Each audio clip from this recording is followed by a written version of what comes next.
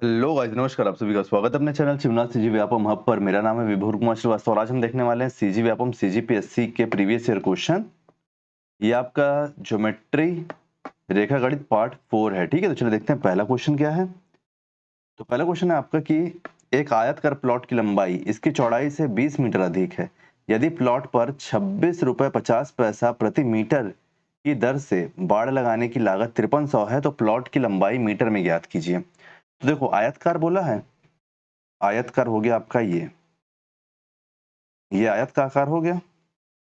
ये एक मान लो प्लॉट है, तो इसमें वाड़ लगाना है, मतलब ये वाले हिस्से में, ये वाले हिस्से में पूरा वायरिंग करना है, फेंसिंग करना है ना। ये वाले हिस्से में, एक मिनट, इसमें फेंसिंग करना है। और इसमें क्या है, इसकी चौड़ाई, प्लॉट की लंबाई इसकी चौड़ाई से 20 मीटर अधिक है। तो चौड़ाई मान लो x, तो ये कितना हो जाएगा, ये हो जाएगा x प्लस 20। क्यों? क्योंकि ये अधिक है ना, x प्लस 20, और ये x क्योंकि इसमें अपोजिट साइड इक्वल होते हैं आयतकार में। अब देखो, ये केवल सीजी व्यापम सीजीपीएससी का पीवाईक्यू नहीं है ना, ये और भी एग्जाम में आए हुए हैं, लेकिन इंपॉर्टेंट क्वेश्चन है। तो देखो ये कैसे बनेगा, अपन सबसे पहले ये निकाल लेते हैं। हमको क्या क्या पता है यहाँ पे कि इसका पेरीमीटर क्या होगा। ये जो कॉर्नर का हिस्सा है ये कितना है, क्योंकि इसी में बाड़ लगाना है हमको, और इसमें लागत 5300 रुपए आई है 26 रुपए 50 पैसा के हिसाब से। तो अपन सबसे पहले इसका परिमाप निकाल लेते हैं। परिमाप या फिर पेरीमीटर, जिसका फॉर्मूला क्या है, 2l plus B. L plus B का मतलब लेंथ प्लस ब्रेथ। तो ये 2, अंदर क्या है x प्लस 20, और ये एक और x प्लस x। ये कितना हो गया, होगा 2, अंदर क्या है 2x प्लस 20। यहाँ कितना हो गया, यहाँ हो गया 4x प्लस 40। इतना आपके पास आ गया। ये क्या हो गया, यह हो गया आपका परिमाप। ये आपका परिमाप निकल के आ गया। अब आप एक बात बताओ मेरे को, हमको और क्या जानकारी है। हमको ये जानकारी है कि प्लॉट पर 26 रुपए 50 पैसा प्रति मीटर की दर से लगा है, तो 5300 रुपए आया है इसका टोटल कॉस्ट। तो देखो, जो पेरीमीटर है ये हमारा मीटर में है ना। तो अगर मैं इसमें 4x प्लस 40 में जब मैं इंटू करूंगा 26.50 रुपए से, तभी तो इसकी टोटल कॉस्ट 5300 रुपए होगी ना। तो देखो, पॉइंट से काटो तो ये हो गया 00। अब मैं इसको कैसे काट सकता हूँ, ये 1 0 से 1 0 कटा, ये गया 2 बार में, और ये 5 से कितने बार में जाएगा, 5 बार में जाएगा, और 3 बार में जाएगा। तो 53 से कितने बार में चला जाएगा, ये चला जाएगा 100 बार में, है ना। ये 2 जब ऊपर यहाँ के इंटू होगा तो ये क्या हो जाएगा 200। तो यहाँ पे क्या बचा, 4x प्लस 40 इक्वल टू 200 बचा। अब देखो 40 इधर जाके माइनस होगा तो क्या होगा, 4x इक्वल टू 160। 4 से इसको काटोगे तो x इक्वल टू 40। तो क्या x इक्वल टू 40 आपका सही आंसर होगा, नहीं होगा, ठीक है। क्योंकि x इक्वल टू 40 तो चौड़ाई निकला है ना। लंबाई क्या है, लंबाई इससे 20 अधिक है, तो इससे 20 अधिक करोगे तो क्या होगा, 60। तो आपका सही आंसर क्या हो जाएगा, आपका सही आंसर हो जाएगा 60। 60 कहाँ पे, ऑप्शन नंबर डी आपका सही आंसर हो जाएगा। चलिए नेक्स्ट क्वेश्चन देखते हैं। नेक्स्ट क्वेश्चन है क्वेश्चन नंबर 2।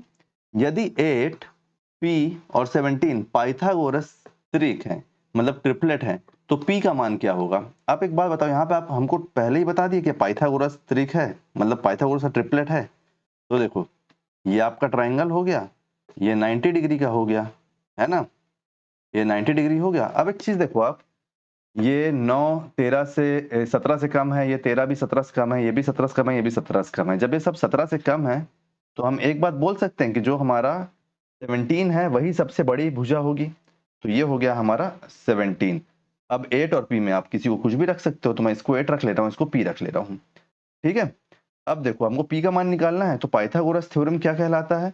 पाइथागोरस थ्योरम होता है आपका हाइपोटेन्यूस का स्क्वायर इक्वल टू बेस का स्क्वायर प्लस आपका क्या होता है, हाइट का स्क्वायर, हाइट का स्क्वायर। तो हमारे पास यहाँ से क्या निकल के आ गया, जब आप 17 का स्क्वायर करोगे, 17 का स्क्वायर करोगे तो वो क्या होगा, वो होगा 289। 17 का स्क्वायर होगा 289। ये 8 का स्क्वायर है, 8 का स्क्वायर इधर आके माइनस हो जाएगा, तो हो जाएगा 64 माइनस होगा इससे, तो ये हो गया p का स्क्वायर। 289 से जब अपन 64 को माइनस करते हैं तो हमारे पास क्या निकल के आएगा, हमारे पास निकल के आएगा 225। 225 इधर p का स्क्वायर, दोनों को अंडर रूट कर दो, दोनों को क्या कर दोगे, अंडर रूट कर दोगे, तो जब ये बाहर आएगा इससे तो क्या होगा, ये होगा 15 और ये होगा p। अंडर रूट क्यों किए हैं, क्योंकि हमको p का वैल्यू निकालना है ना, और ये स्क्वायर में है, तो ऑप्शन नंबर ए आपका सही आंसर हो जाएगा। कहीं पे भी कोई भी डाउट हो तो पूछ लेना। चलिए नेक्स्ट क्वेश्चन देखते हैं। क्वेश्चन नंबर 3, एक चतुर्भुज के सभी कोण समान है। चतुर्भुज कैसा होता है? चतुर्भुज ऐसा होता है, एक चतुर्भुज के सभी कोण समान है। कोण मतलब ये कोण हुआ, सभी कोण समान है। एक मिनट ना,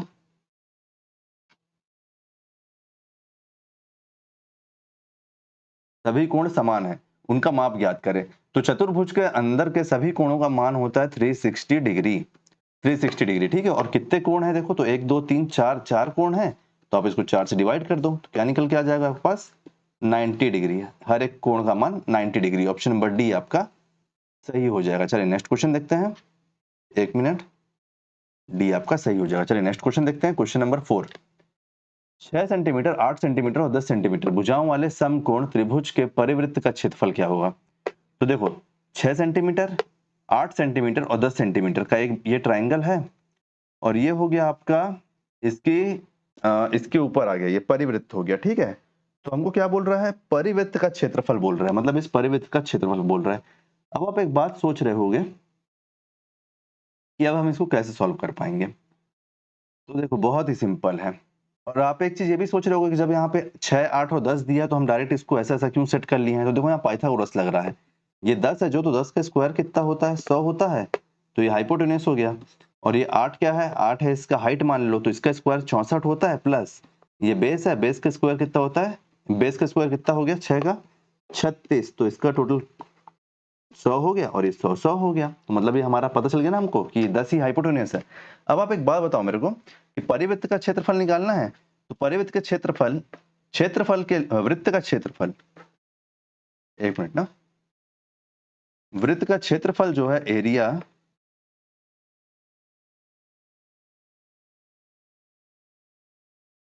एरिया ऑफ सर्कल, इसका फॉर्मूला क्या होता है? इसका फॉर्मूला पाई आर और स्क्वायर होता है। तो पाई तो हमारे पास है, पाई क्या है? पाई है आपका 22। अच्छा ऐसा पाई में ही है ना? हाँ, तो पाई का वैल्यू मत लिखो, पाई तो हमारे पास है, पाई आंसर में है ना, तो अपन पाई को डायरेक्ट लिख लेते हैं।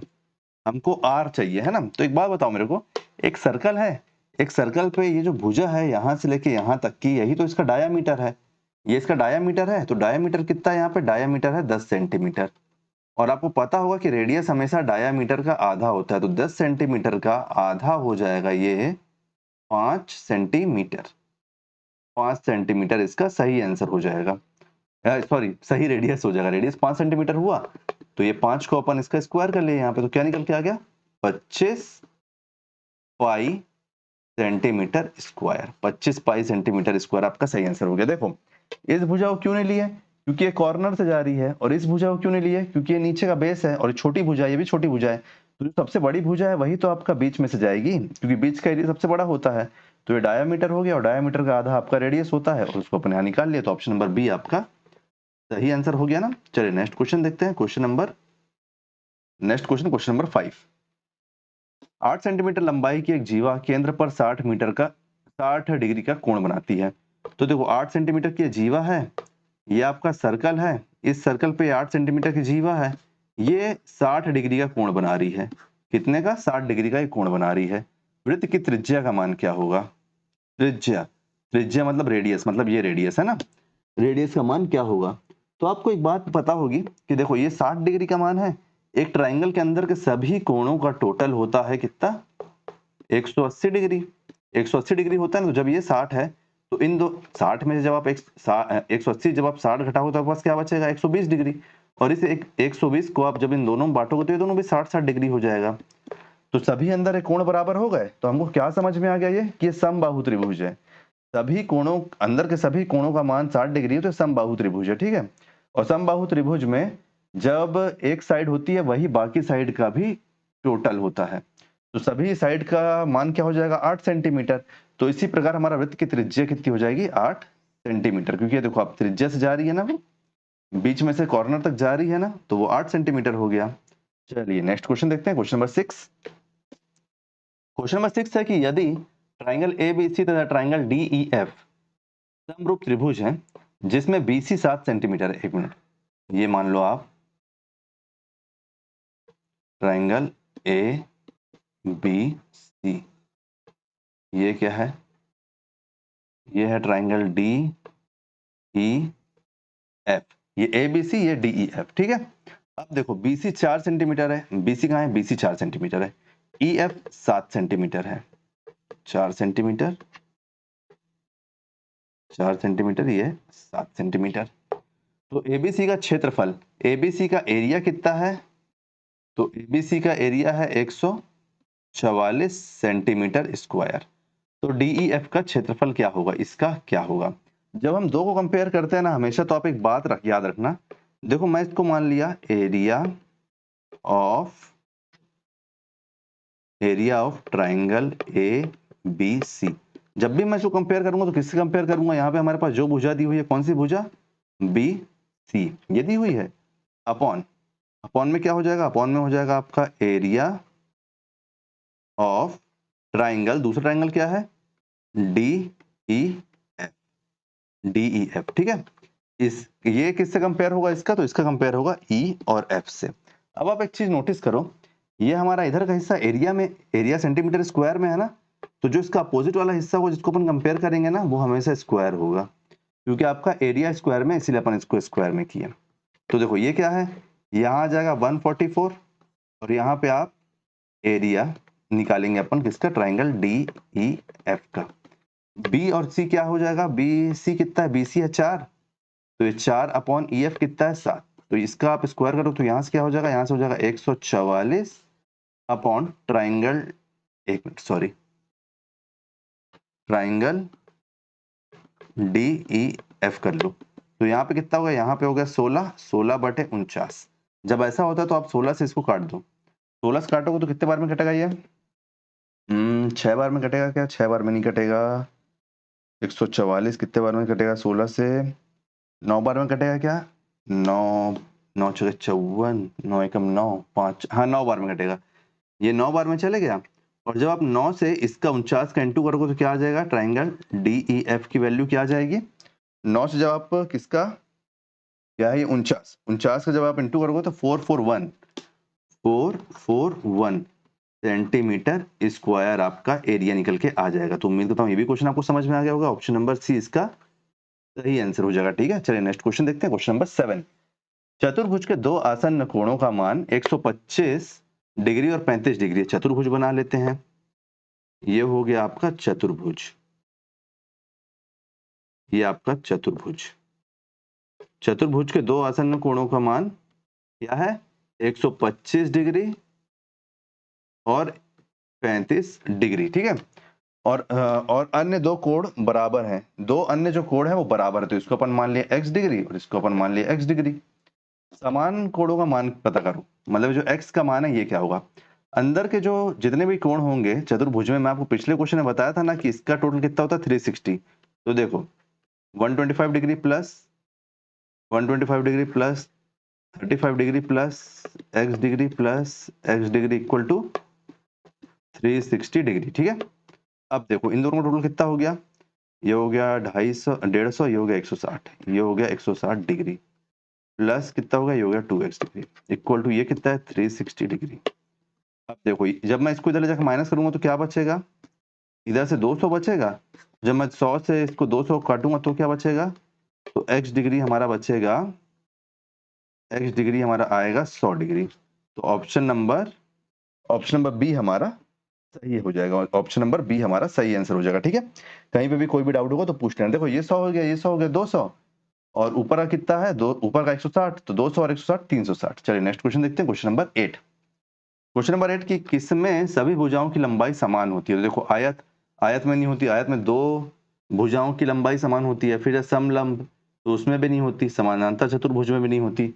वर्ग आपका एक ऐसा है जिसमें चारों भुजा समान होती है, किसमें, वर्ग में। तो आप बिना सोचे समझे क्या आंसर लगाओगे, वर्ग में, क्योंकि वर्ग की चारों भुजा समान होती है। और वर्ग के अलावा एक और क्या होता है, समचतुर्भुज,